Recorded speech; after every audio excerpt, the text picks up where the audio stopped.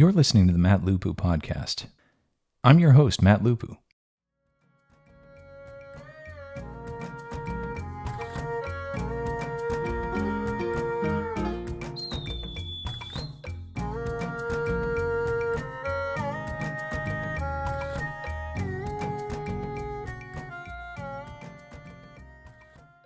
I'm excited and a little bit nervous to start a podcast.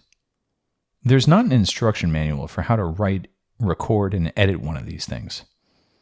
I want to make it very clear to anyone who might come across this recording that I decided to do this only after a lot of people in my life told me, you should start a podcast. Somehow it feels less cringy if I preface this whole thing by telling you all that I was put up to this. My educational and professional background is not what you would call normal. It has led me on a series of stranger and stranger adventures that, I think anyways, have given me a unique perspective on life. Maybe we should just start at the beginning, and you can see what I mean. My undergraduate degree is in neuroscience. I was a pre-med student for all 4 years of college. The experience was intellectually engaging, and all of the science that I learned in those 4 years have come in handy more times than I can count. But if I'm being perfectly honest, I never really connected with the sciences. Or rather, I should say, I never had a true passion for science, or for math. I sort of struggled through the courses in a state of constant anxiety and depression because I wanted a high-paying job, and because I'm pathologically competitive. Those two character flaws were present in just the right combination to keep me going while simultaneously making me miserable because of my constantly mediocre performance. As graduation loomed, I knew that I would be dooming myself to a lifetime of unhappiness if I continued on to medical school. So instead of medicine, I did what any soulless, ignorant young adult would do. I looked for the highest paying job that I could find with my credentials. That led me to pursue dentistry. I made the decision 100% based on the average salary of general dentists as compared to other graduate programs in the health sciences. Well, not 100%. I was also very keen on the idea of my job being 9 to 5, and I wanted nights and weekends off too.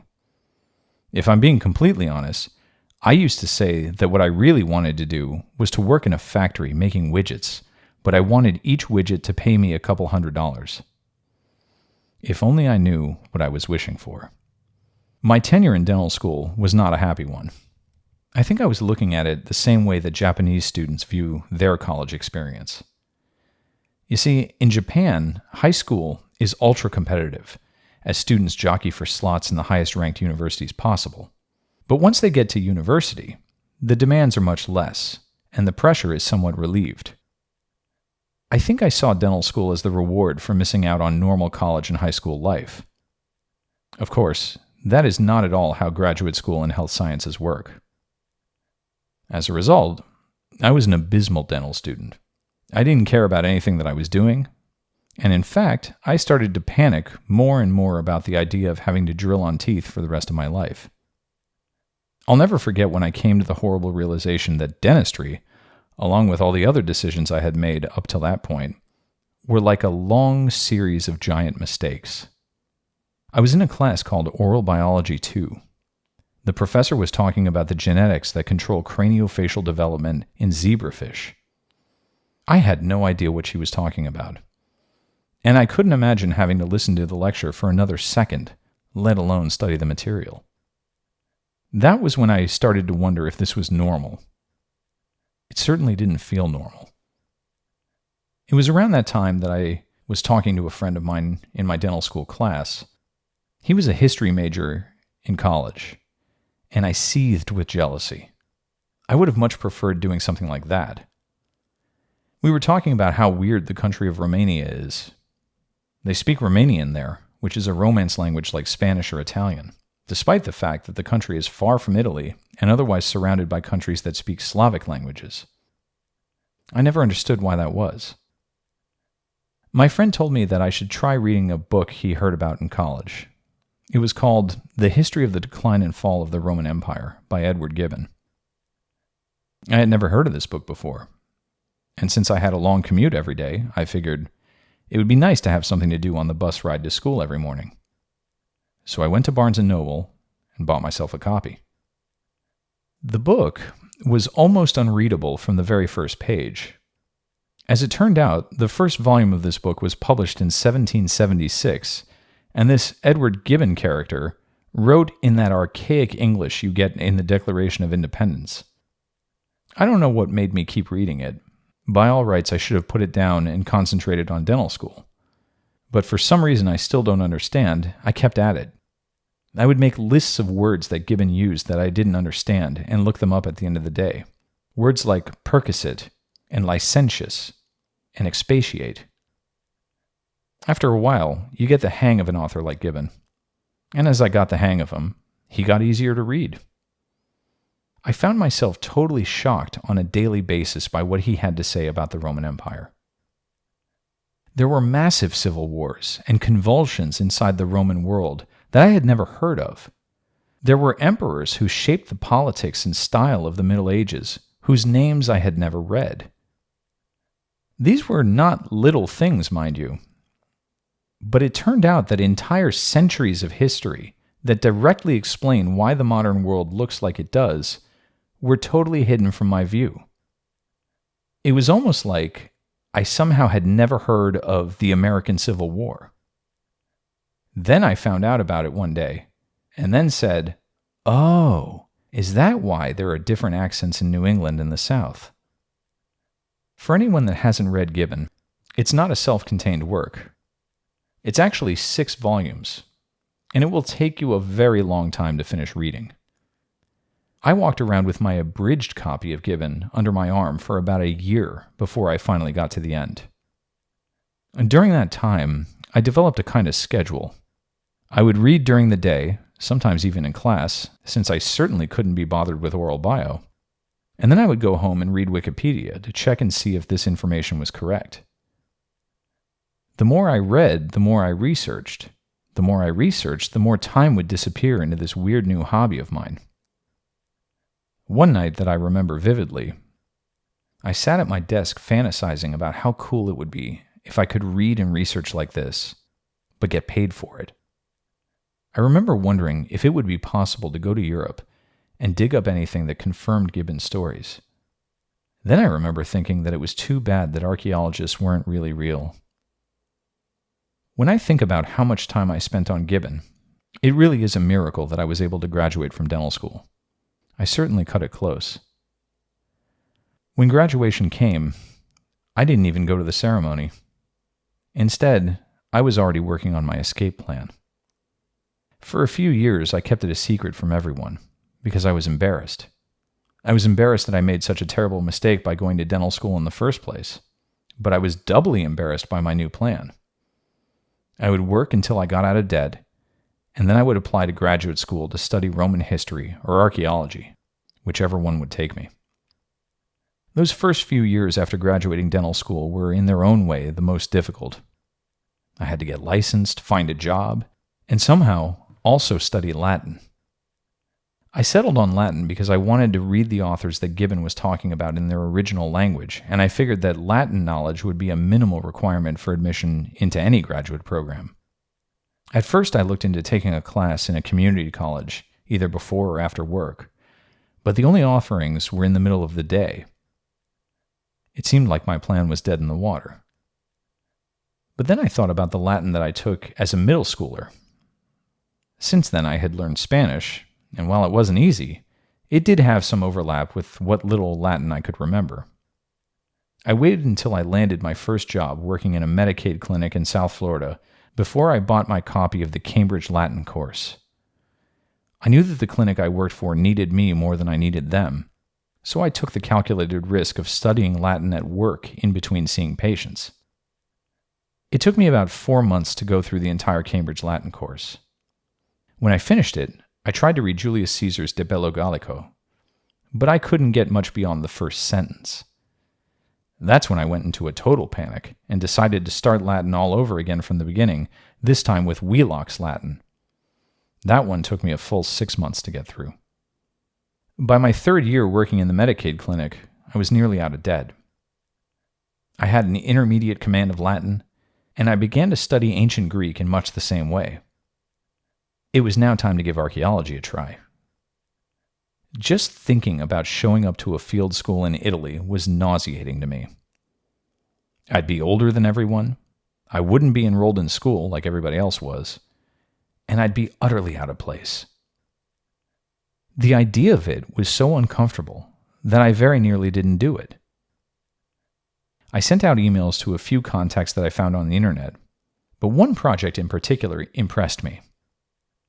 It was called the Gabi Project, run by the University of Michigan. The program was 5 weeks in the summer, but I could only secure 3 weeks off from work. They were going to charge me full price, and I could leave whenever I wanted. At that particular moment in my life, money was no object, and I didn't think twice about dropping several $1,000s on this flight of fancy. Any doubt I had about this new direction evaporated my first day in the field. I never felt more at home than I did learning archaeological theory in the dirt. By the second week of the project, I remember the kids all talking about what they missed about home, and thinking to myself, I don't miss anything. These were thoughts and emotions which were totally foreign and very surprising to me. It was then that I realized, I think I can do this for the rest of my life. With archaeological experience in hand, I made my applications to a few master's programs. I was selective. Having just paid off a 6-figure debt, I was very wary of going right back into the hole. That was why I only applied to competitive programs that were fully funded. I wanted to get paid to study what I loved. I reviewed my application and didn't like my chances at all. I had no coursework directly related to the field, other than a few anthropology classes that I took at night, and I only took those so that I could find letters of recommendation to complete my application. If ever there was a time for an in-person visit, it was now. My first choice of school was Florida State University. If I went there, I wouldn't have any issues with my dental license, and if I played my cards just right, I might be able to keep making money on the side for a few hours a week. I made up a story about being in town anyways, and dropped by the department. I'll never forget walking onto the campus. It looked like something out of a movie about college. I walked into the classics department building through the carved wooden double doors and met with one of the admissions officers that I had been in contact with. I emptied my backpack onto his desk, much to his chagrin, showing him the results of my self-study, my Wheelock and about 50 handwritten pages of exercises and notes, my Cambridge Latin series, my Hansen and Quinn Greek text, complete with its own stack of handwritten notes, and lastly my copies of Caesar and Suetonius, and the handwritten translations that I had been working on at the time. He looked at the pile on his desk and he said, "This is a very high level of autodidacticism." I silently nodded, having no idea what that word meant, before my mind turned to Greek. Auto means self, and didasko means to teach. He must mean that I'm self-taught. We chatted for a while. He gave me a tour of the department offices and library, and with that, I was on my way back home. I didn't hear anything from Florida State until that summer. Not knowing my fate, I decided to go back to Gabi for another round of archaeology, but not before quitting my job. No matter what happened, I would never go back to full-time dentistry. Just before I left for Rome, FSU told me that while they couldn't offer me an acceptance, they would put me on their wait list. I thanked them for the consideration and continued making my plans. It wasn't until I was in Rome when I got the next email telling me that Florida State pulled me off the wait list and admitted me to their master's program in archaeology, albeit without funding. I made it, sort of. I didn't want to reject the offer, but I recoiled at the thought of going into debt for another educational program. Ultimately, I decided to stay, if only to see where all this might lead. The first hurdle of my new academic career would be the diagnostic exam. You see, when you start a program that relies on your knowledge of Greek and Latin, Most departments give incoming students a diagnostic exam to see where their skills are.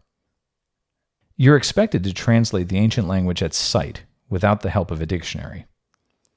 I sat there furiously translating, all the while feeling very inadequate. The week after taking the diagnostic, the department offered me the same funding that they offered all the other students. Now I had truly made it. I would go on to complete my master's in archaeology, followed by a second one in Greek and Latin at FSU. Today, I'm a PhD student working on Roman history. I still practice dentistry, albeit very part-time. My journey into the classics has given me a unique window onto the ancient world. It has allowed me to travel widely and see and experience things that most don't get to. My goal now is to pay it forward. That's where this podcast comes in. I want to be your guide as we explore the ancient world together. I hope to demonstrate to you how ancient history, culture, religion, and art still affects all of us every day.